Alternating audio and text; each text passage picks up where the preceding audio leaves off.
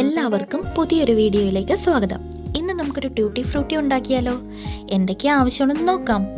ഇതുപോലെ പപ്പായ ക്യൂബിക്കിളായിട്ട് കട്ട് ചെയ്തെടുത്തത്, പിന്നെ കുറച്ച് വാനില എസൻസ്, പിന്നെ കുറച്ച് എഡിബിൾ ഫുഡ് കളറ്, പിന്നെ കുറച്ച് പഞ്ചസാര, പിന്നെ ഒരു ഗ്ലാസ് വെള്ളം.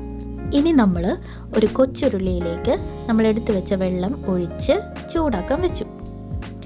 ഇനി നമ്മൾ നേരത്തെ തയ്യാറാക്കി വെച്ച പപ്പായ കഷ്ണങ്ങൾ നമുക്കിതിലേക്ക് ചേർത്ത് കൊടുക്കാം. നമ്മുടെ വീഡിയോ ആകെ കുറച്ച് സമയമേ ഉള്ളൂ. വീഡിയോ സ്കിപ്പ് ചെയ്യാതെ എല്ലാവരും കാണണേ. നമ്മുടെ തൊടിയിലൊക്കെ ഇഷ്ടം പോലെ ഉണ്ടാവുമല്ലോ. അപ്പോൾ നമുക്കിതുപോലെ ഇങ്ങനെ ട്യൂട്ടി ഫ്രൂട്ടി ഉണ്ടാക്കി വെച്ചാൽ കേക്കിലോ ഇതുപോലെ ബിസ്ക്കറ്റിലോ അങ്ങനെ എന്തിൽ വേണമെങ്കിലും നമുക്കിത് ചേർത്ത് കഴിക്കാം. ഈവൻ ഇത് അല്ലാതെയും കഴിക്കാൻ നല്ല ടേസ്റ്റ് അല്ലേ? പിള്ളേർക്കൊക്കെ ഒത്തിരി ഇഷ്ടമാകും. അപ്പോൾ എൻ്റെ വീഡിയോ ഇഷ്ടപ്പെട്ടാൽ എല്ലാവരും ലൈക്ക്, കമൻറ്റ്, ഷെയർ എന്നിവയൊന്നും മറക്കല്ലേ. എല്ലാവരും എൻ്റെ ചാനൽ സബ്സ്ക്രൈബ് ചെയ്യുകയും വേണം. അപ്പോൾ നമ്മുടെ വെള്ളമൊക്കെ നന്നായിട്ട് വറ്റിയിട്ടുണ്ട്. ഈ ഒരു സമയത്ത് വേണം നമ്മുടെ പഞ്ചസാര ചേർത്ത് കൊടുക്കാൻ.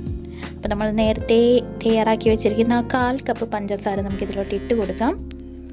പായസത്തിലൊക്കെ ചെയ്യുന്ന പോലെ തന്നെ നമ്മൾ പപ്പായ വെന്ത് കഴിഞ്ഞതിന് ശേഷം മാത്രമേ പഞ്ചസാര ചേർക്കുകയുള്ളൂ.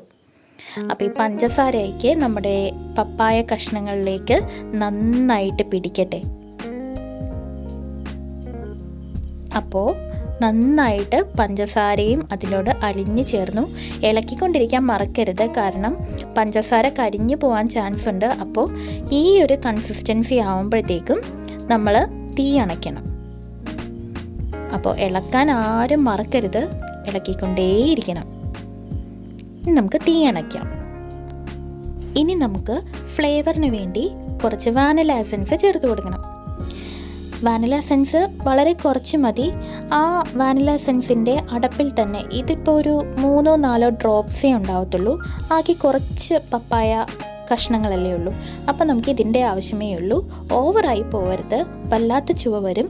അതുകൊണ്ട് ആവശ്യത്തിന് മാത്രം, നിങ്ങൾ എടുക്കുന്ന ക്വാണ്ടിറ്റി അനുസരിച്ച് മാത്രം ചേർത്ത് കൊടുത്താൽ മതി. അങ്ങനെ നന്നായിട്ട് ഇളക്കി അതിൻ്റെ എല്ലാ ഭാഗത്തേക്കും യോജിക്കുന്ന രീതിയിൽ നന്നായിട്ട് ഇളക്കണം. അല്ലെങ്കിൽ പല ഭാഗത്ത് പല ചുവ ആയിട്ടിരിക്കും. ഇനി നമുക്കിതൊരു പരന്ന പാത്രത്തിലേക്ക് മാറ്റി സെറ്റ് ചെയ്യാൻ വയ്ക്കാം. അതായത് ഒന്ന് ചൂടാറാൻ വയ്ക്കാം. എന്നിട്ട് നമ്മളിത് ഫ്രിഡ്ജിൽ വെച്ച് ഒരു മണിക്കൂറത്തേക്കിനൊക്കെ വെച്ചാൽ മതി.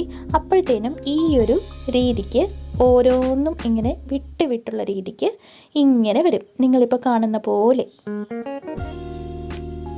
ഈ ഒരു സമയത്ത് വേണം നമുക്ക് ഫുഡ് കളർ ആഡ് ചെയ്ത് കൊടുക്കാൻ. നിങ്ങളുടെ അടുത്ത് വേറെ കളേഴ്സ് ഉണ്ടെങ്കിൽ നമുക്ക് വേറെ പല കളറിൽ ഇത് ഉണ്ടാക്കാം കേട്ടോ. എൻ്റെ കയ്യിലിപ്പോൾ ഈ ഓറഞ്ച്, ഈ ഒരു മഞ്ഞ കളറാണുള്ളത്. അപ്പോൾ ഇത്രയും മാത്രം മതി, കൂടിപ്പോകരുത്. ഇത്ര മാത്രം എടുത്താൽ മതി.